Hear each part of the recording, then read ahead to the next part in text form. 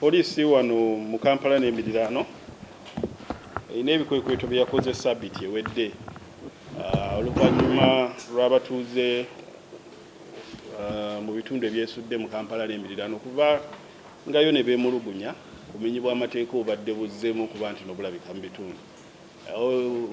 Obumenyi bw'amateeka buno kusinziira kunoonyereza kwe tuzze tukola n'okwogerako n'abantu tukizudde nti ebiragalalagala pozi ng'otaddeko n'okusuulirira abaana olumu n'obutaba na mirimu kyekiviiriddeko abantu okwenyigira mu bikolwa bino.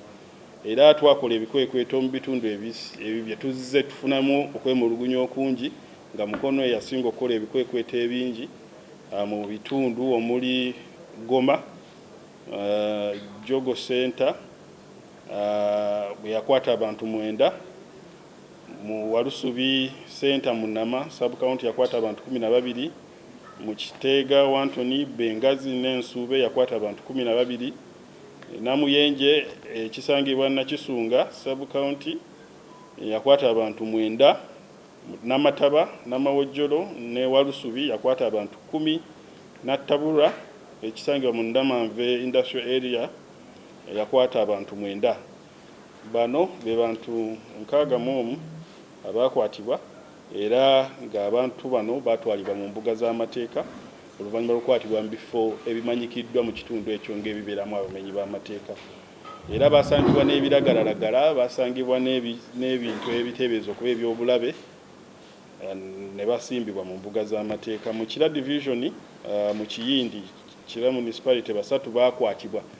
Wano okukwatibwa kyaddirira poliisi okufuna amawulire nti mu kifo kino mulimu ennyumba ekola nga supermarket y'enjaga. Bw'oba oyagala enjaga ogenda n'okugula enjaga nga bw'oyagala era osanga bagikuzingidde bulungi nga sigala.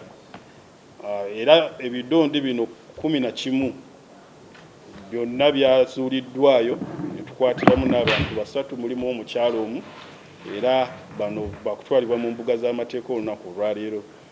Poliisi yaffe y'e Nansana nayo yakola ekikwekweto mu bitundu bya Wamala, Kasumba, Kalanzi, Kinyarwanda n'Ettaba era nefuna ebiragalalagala nga kwotadde n'ebiso bye yasanga mu bifo bino. Jinja Road Police Station yakola ebikwekweto mu Katoogo, Thailand ne Kaggo Kinawataka mu yakwata abantu 16. Bano basangibwa n'ebiragalalagala era baguddwako emisango egy'okusangibwa n'ebiragalalagala mu bumenyi bw'amateeka era yasangayo n'ebimundu ebikozesebwa mu bubbi. Poliisi yaffe y'Old Kampala yakola ebikwekweto 2 mu yakwatira abantu 48 bitundu by'e Nankulabye ne Kisenyi era bano batwalibwa mu mbuga z'amateeka sabbiiti ewedde.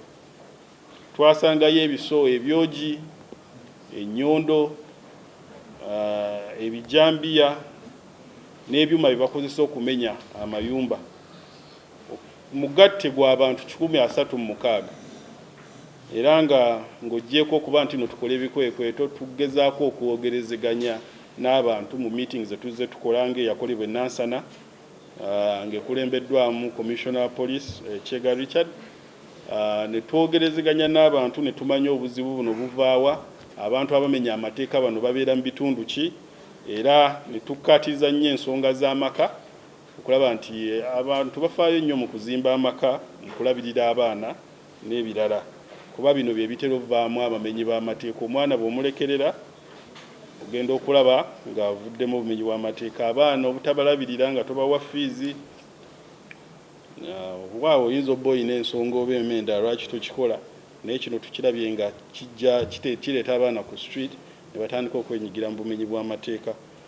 Poliisi yaffe naye y'enajjeera yakola meeting zino ne twogera ku misango egisinga obungi okuripootingwa ku poliisi omuli obutabanguko mu maka nabwo tubulaba bungi ate nabwo buvaako embeera ey'okwongeza obumenyi bw'amateeka mu bitundu oba abaana okuva mu maka ne bagenda ne batandika okwenyigira mu bumenyi bw'amateeka.